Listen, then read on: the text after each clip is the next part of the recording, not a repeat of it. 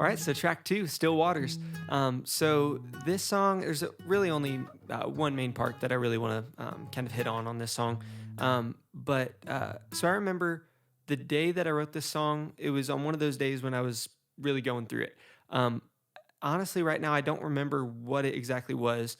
And that can kind of speak for itself. The fact that, so much of what we worry about, not everything, but so much of what we worry about, just give it time and you may not even remember it after a while. So that's a lesson I need to learn every day. But anyway, so I was going through a lot at the time that I wrote this song. I remember it was basically just the feeling of so much in my life was not going right, and I was trying to do things to help. I don't remember again what it was, but nothing I was trying to do seemed to help.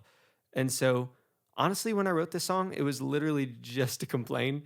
Um, and so, kind of my heart behind the song is not just a complaining song, but the fact that typically, at least speaking for me here, but when I'm in a bad mood, when I've had a bad day, sometimes the last thing I want to put on my car radio is a happy, upbeat worship song.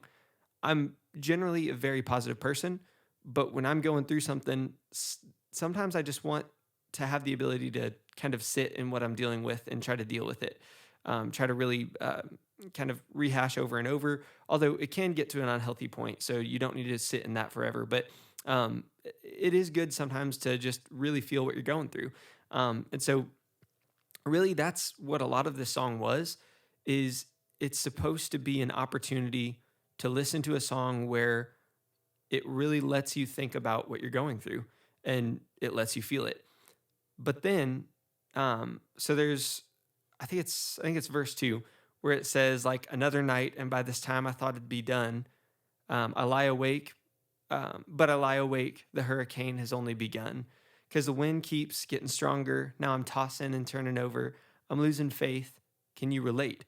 And then it says the main message of the song. I'd give it to him, but it's stuck in my hands. Like raindrops falling down once again. Nothing but wind and weather for miles and miles. Will I see beyond this storm? And then this is where I put in a very specific message that I want you to get and me to get. Um, will I see beyond this storm? Maybe that's what my faith is for. So why I put that in there is in the hopes that it gives me and you spiritual whiplash. I want the entire song for us to be like really thinking about, man, I'm so glad at least somebody relates to what I'm going through. Man, this is terrible.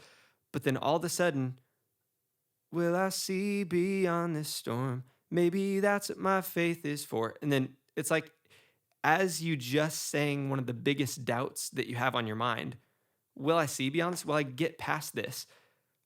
All of a sudden, you find yourself singing one of the biggest truths about God and about faith.